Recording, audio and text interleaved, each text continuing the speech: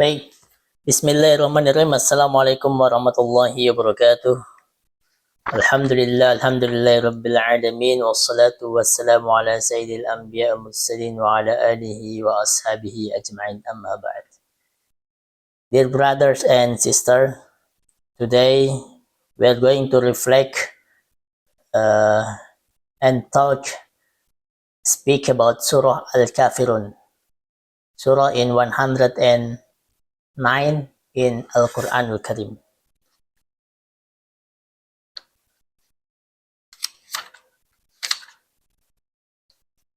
The surah about the disbelievers. Some of the Meccan idolaters suggested to the Prophet as a compromise that he should worship their gods for a year and they should worship his for a year. This was the reply.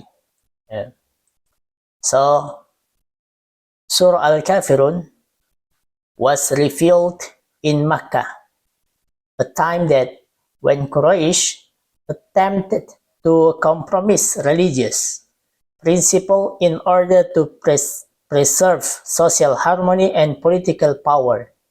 The surah came as a decisive response, establishing a clear boundary between faith and disbelief, without hostility but with absolute clarity. Allah said, "Qul ya ayyuhal kafirun," say Prophet, disbelievers, "La a'budu ma ta'budun," I do not worship what you worship. "Wala antum a'biduna ma a'bud," you do not worship what I worship. "Wala ana a'bidum ma abattum," I will never worship what you worship. "Wala antum a'biduna ma a'bud," and you will never worship what I worship. Lakum dinukum waliyadin. You have your religion and I have mine. Okay, so we have 6 verses in this surah. Let me tell you the first about historical background of revelation. The leaders of Quraysh proposed a compromise to Prophet Sallallahu Alaihi Wasallam. They suggested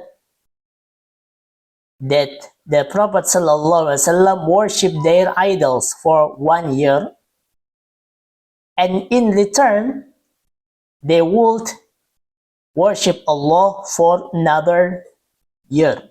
So this is we know as a barter God. They will worship Allah in 1 year, and they want that Muhammad Sallallahu Alaihi Wasallam and his companion worship their God for 1 year else.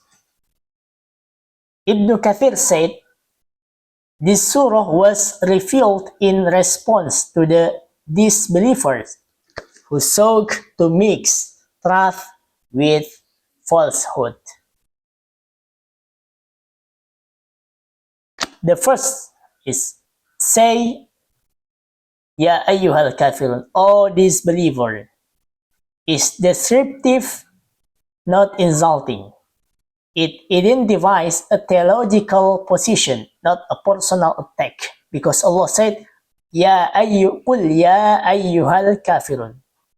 This address is one of clarification and distinction, not one of abuse or provocation. It marks the beginning of a declaration of faith based on principle and honesty. The second and the third is emphasizes the fundamental difference in worship between Islam and polytheism. We know in Islam we only worship just one God. There is no God except Allah subhanahu wa ta'ala, and we worship just for Allah subhanahu wa ta'ala. We tawakkul just for Allah subhanahu wa ta'ala. In every salah, in the beginning of salah, when we have say takbiratul ihram, Allahu Akbar, and then we read al-iftitah. We say, Inna salati, my worship, wa nusuki, wa mahyaya, my life, my death is just only for Allah subhanahu wa ta'ala. Al-Imam At-Tabari states the repetition is for emphasis to show permanence and finality in belief. Yeah. Because Allah repeat in the second verse, in the third verse, and maybe the words is like some words, but there is different about that verse. The fourth and the fifth, rejection of future compromise. The Prophet ﷺ declares that he will never adopt their form of worship, and they likewise will not worship Allah in the way he deserves while remaining in disbelief. This shows that true worship requires sincerity, al-ikhlas, not ritual imitation.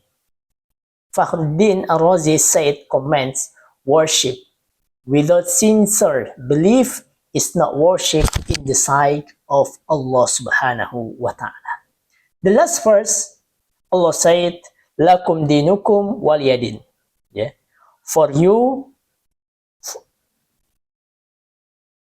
have your religion and I have mine. This verse is often misunderstood. It does not mean that all religions are equally true, but Islam will not be diluted. Belief cannot be forced, and peaceful coexistence does not require theological compromise. Okay, the last for you, I will tell you the key lesson that we learn from Surah Al-Kafirun. The first is faith cannot be compromised. Our faith in Islam, our iman to Allah subhanahu wa ta'ala cannot be compromised. It is until in our life in this world, we know our faith cannot be compromised to another faith. Yeah. Wrath and falsehood cannot be mixed.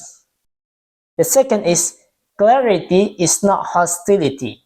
Islam teaches firmness in belief with dignity and respect. And the last is Islam values honesty in belief. This surah teaches transparency and consistency. Okay, dear brothers and sisters, Surah Al-Kafirun teaches how to stand firm in faith without aggression, without compromise. It is a model of principled dialogue, clear in belief, respectful in interaction, and confident in identity. May Allah grant us firmness of faith, sincerity in worship, and wisdom in interaction with other people. Amin ya Rabbal Alamin. Walhamdulillahi Rabbil Alamin.